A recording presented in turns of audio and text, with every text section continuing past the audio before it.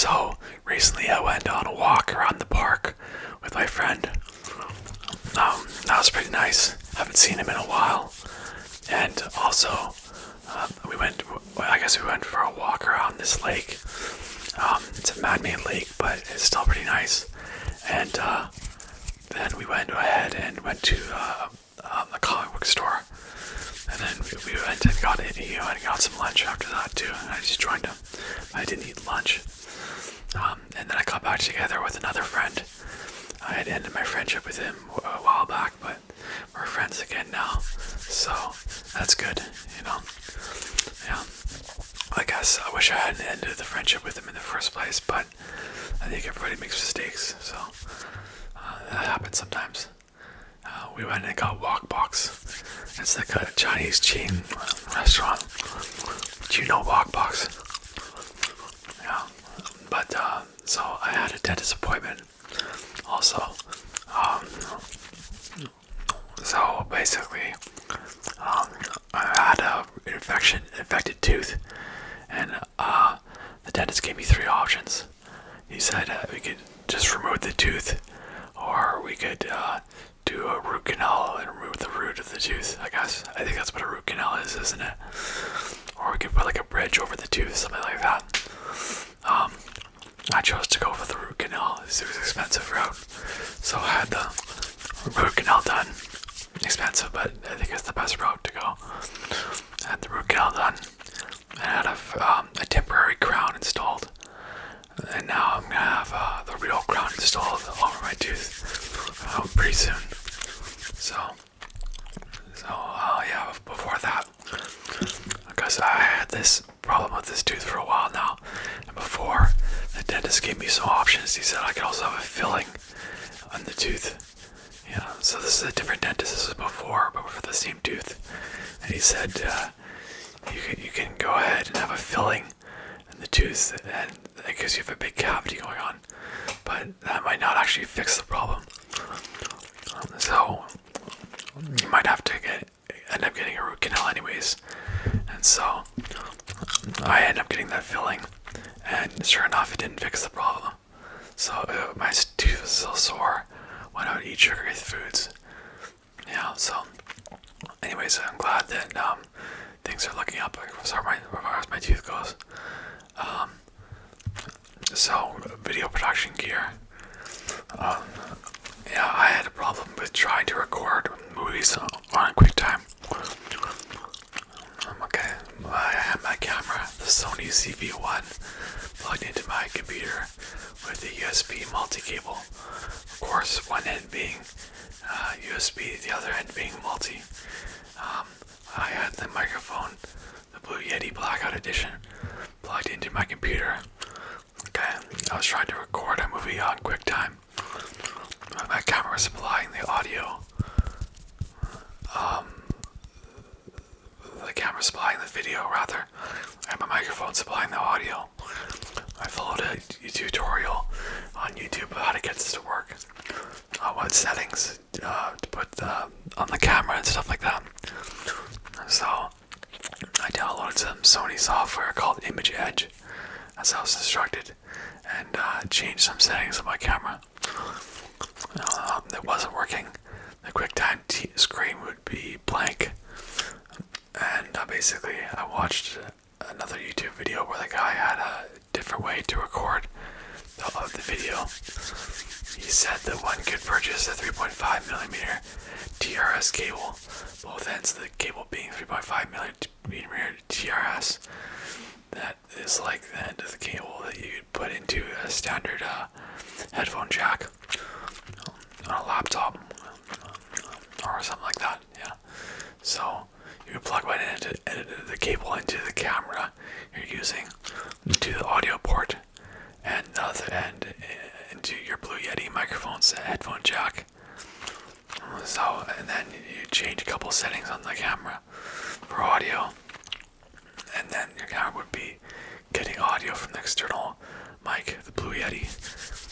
And then he said that you should connect the microphone to your computer via USB to micro USB cable.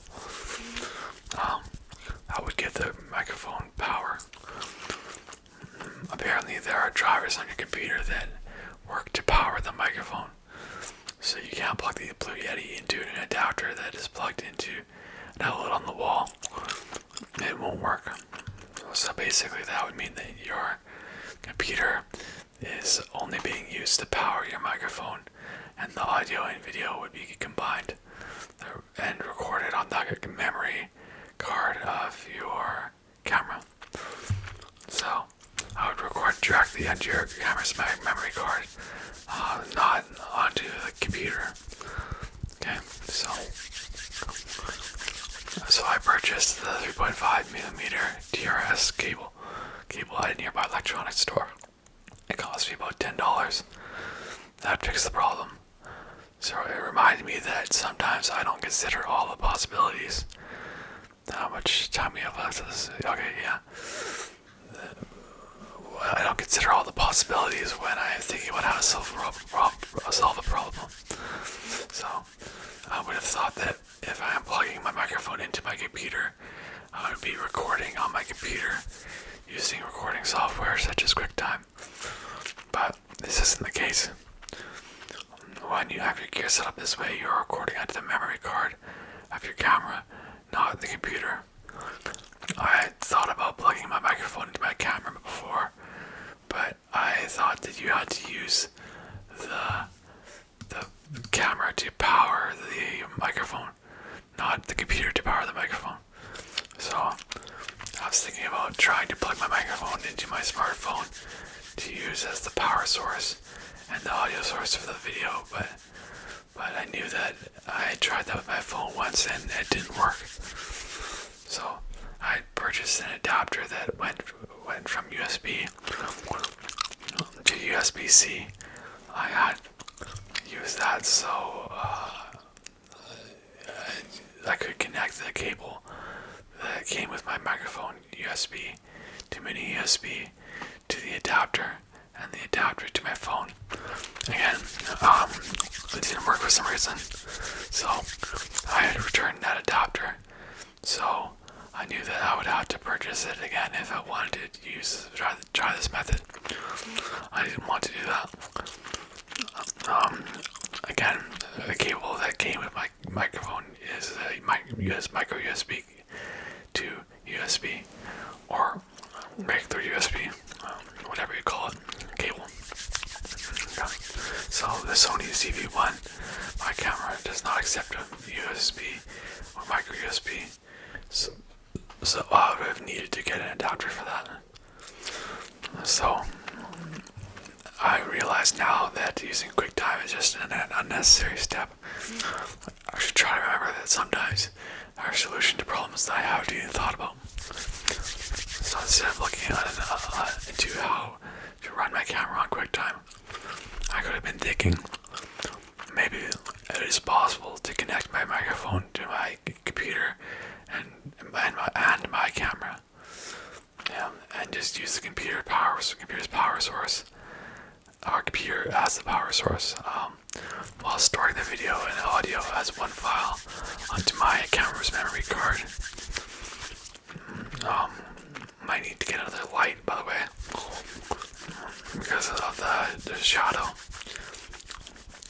In some videos, some of my videos, I think there's a kind of a harsh shadow on one side of my face,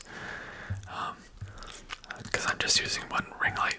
I think that's what happens when you're using one ring light and recording in high definition. So, yeah, so anyway, the camera was a success, I think. I've had compliments, yeah. The resolution is better compared to my phone. I think crispy looking video looks really cool. I've heard actually that contrary to what people think, though, the most important aspects of the video, when you're talking about actually shooting or recording or editing video, that type of stuff, is the lighting and audio quality. So it's not necessarily the actual video quality or resolution, should I say. And a lot of people will overlook. A lot of people will overlook mediocre video quality if the audio and lighting are at least decent. So another thing is content, I think.